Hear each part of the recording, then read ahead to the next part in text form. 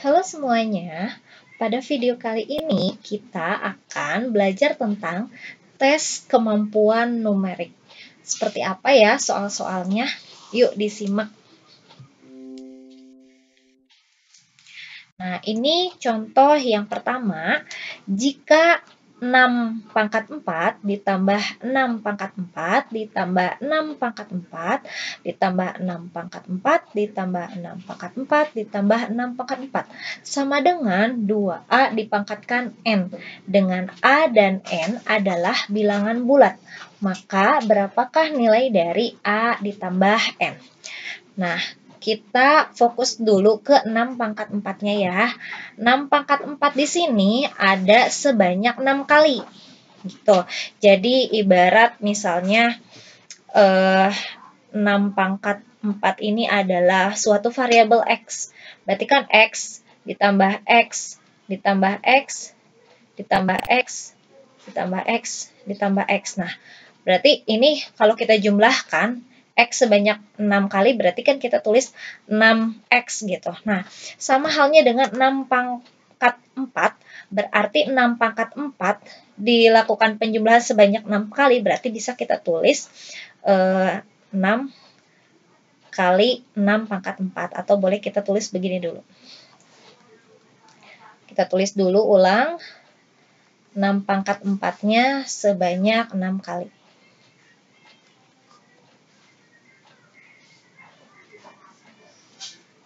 Jadi 6 kali 6 pangkat 4. Jadi sama seperti halnya ini adalah suatu variabel begitu.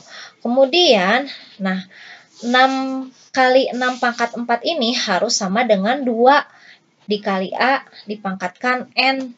Berarti kalau kita ubah ini ya, 6 dikali 6 pangkat 4 berarti kan bisa kita tulis 6 dikali atau dipangkatkan ya, 6 dipangkatkan 1 ditambah 4. Ini dari mana kita punya rumus eksponen atau perpangkatan. Jadi ketika kita punya A dipangkatkan M dikali A pangkat N, ini hasilnya ada sama dengan A pangkat M plus N. Nah, ini juga sama. Ini 6. 6 itu artinya 6 pangkat 1 dikali 6 pangkat 4 berarti sama dengan 6 pangkat 1 ditambah 4. Berarti bisa kita tulis 6 pangkat 5. Nah, di sini kita harus mengubah ke bentuk 2 kali A pangkat N. 6 pangkat 5 ini harus sama dengan 2 kali A dipangkatkan N. Berarti 6 supaya menghasilkan 2, berarti 6-nya kita jabarkan menjadi 2 kali 3. Gitu. Dipangkatkan 5. Ini sama dengan 2 kali A pangkat N. Berarti dari sini kita dapatkan A-nya adalah, ya ini ya, kita lihat kesamaannya. A-nya itu adalah 3. Dan N-nya adalah, ini N-nya. N-nya adalah 5. Berarti A ditambah N itu 3 ditambah 5 sama dengan 8. Mudah ya. Nah, soal nomor 2, 17 dikali 125 ditambah 83 kali 125 dibagi 25. Nah, yang harus diperhatikan di sini, ini ada tanda kurung. Berarti ini harus kita dahulukan. Dan di dalam tanda kurung ini ada operasi perkalian dan penjumlahan. Nah, kalau misalnya kita hitung dengan manual, tentu maksudnya manual kita kerjakan tanpa menggunakan rumus mungkin ya. Ini akan lebih lama cara menghitungnya. Nah, ini kita lihat, kita perhatikan bentuknya. Supaya lebih mudah, kita tidak perlu menghitung dulu 17 dikali 125, kemudian 83 dikali 125, kemudian dijumlahkan, yaitu cara manualnya. Nah, cara praktisnya ini kita perhatikan bentuknya ya. Di sini ada 125 yang berulang. Nah, kemudian ada perkalian dan penjumlahan. Berarti ini adalah sifat distribusi ya. Jadi ada bentuk ketika kita punya A dikali B ditambah C dikali B, ini bentuknya bisa kita sederhanakan menjadi B-nya kita keluarkan ya, A ditambah C, begitu. Ini bentuk umumnya. Nah, berarti di sini 125-nya kita keluarkan. Nah, yang di dalamnya adalah 17 ditambah 83. Nah, kemudian setelah kita menghitung ini, barulah kita bagi dengan 25. Itu cara menghitungnya. Nah, sekarang kita hitung. Ini 125. Yang tadi ya 125-nya kan berulang, berarti kita keluarkan. Kemudian yang di dalam kurungnya 17 ditambah 83. Jadi kita tinggal hitung penjumlahannya. Berapa hasil dari 17 ditambah 83? Mudah ya, hasilnya adalah 100. Jadi ini kali 100. Nah, kemudian nanti baru dibagi oleh 25. Jadi kita hitung ini dulu, baru dibagi oleh 25. Nah, atau boleh kita tulis 125 dikali 100, berarti kan tinggal tambahkan nolnya 2 di belakang ya. 12.500 dibagi oleh 25. Nah, ini kan mudah menghitungnya. 12.500 dibagi oleh 25. Hasilnya adalah 500. Nah, soal berikutnya ada bentuk akar. Di sini kita punya akar 3 dikurangi 0,11 dikurangi akar 2 dikurangi 0,56. Hasilnya berapa? Nah, ini kita hitung dulu ya. 3 dikurangi 0,11 bisa ya hitungnya. Jadi kalau 3 itu kan satuan. Nah, ini ada bentuk desimal. Cara menghitungnya berarti kan 3 dikurangi 0,11. Jadi harus sejajar tanda komanya. Nah, 3 ini berarti kan artinya 3,00. Nah, 3,00 dikurangi 0,11. Ini seperti kita menghitung biasa ya, seperti kita menghitung 300 dikurangi 11, cuman ada tanda komanya. Berarti hasilnya adalah 2,89 ya. 0 dikurangi 1 tidak bisa pinjam ke sini ya, ke depannya. Jadi 10 dikurangi 1, 9. Karena depannya sudah dipakai, berarti tinggal 9 ya. 9 dikurangi 1, 8. Ini juga sudah terpakai 1, jadi 2-nya turun.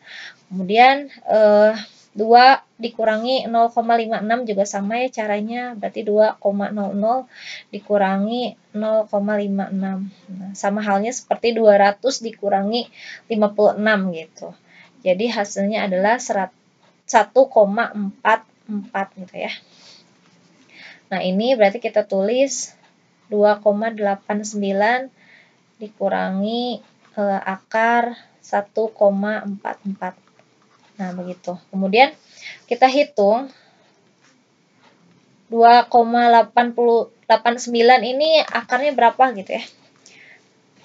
Nah, kita tahu bahwa yang kita tahu bukan akar 2,89, tapi kita tahu dan sudah hafal mungkin ya bahwa akar dari 289 itu adalah 17 gitu ya. Berarti karena ini di belakang koma, di belakang komanya 2, berarti akar dari 2,89 itu adalah 1,7. Tuh, jadi 1,7 kalau dikali 1,7 itu hasilnya 2,89. Ini kan 1,7 itu satu angka di belakang koma ya. Berarti supaya 2 angka di belakang koma berarti 1,7 kali 1,7. Kemudian yang ini kita taunya akar 144 adalah 12. Berarti kalau akar dari 1,44 berarti 1,2. Jadi satu angka di belakang koma. Jadi yang hasilnya 2 angka di belakang koma itu berarti bilangannya harus 1 angka di belakang koma. Nah, berarti hasil dari 1,7 dikurangi oleh 1,2 adalah 0,5. Itu hasilnya.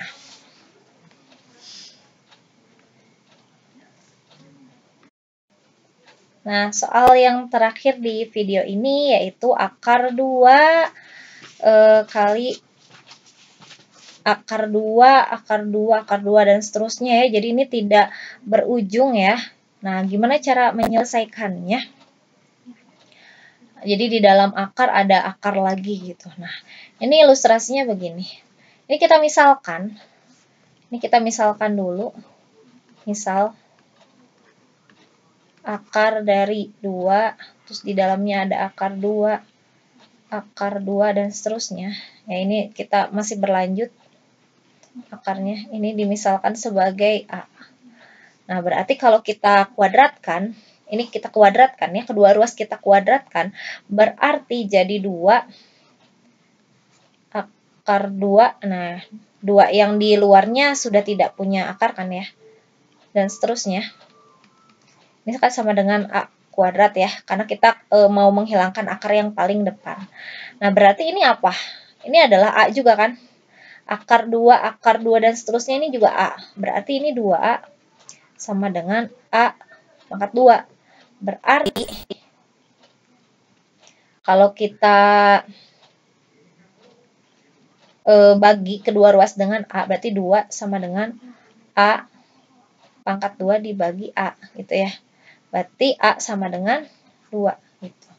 Jadi kalau ada bentuk yang seperti ini sebenarnya mudah ya. Tinggal isinya ya angka yang di dalam akarnya, asalkan akarnya tuh berulangnya sama gitu. Jadi ini cara memisalkannya. Jawabannya adalah 2. Nah, gimana kalau misalnya akar 3, akar 3, akar 3, dan seterusnya? Juga sama caranya. Karena polanya begini ya, di dalam akarnya berulang angka yang sama, berarti ini juga dengan cara yang tadi pasti kita dapatkan adalah 3. Nah, sekian ya video pada pembelajaran hari ini. Nantikan video-video berikutnya masih seputar TIO. Terima kasih.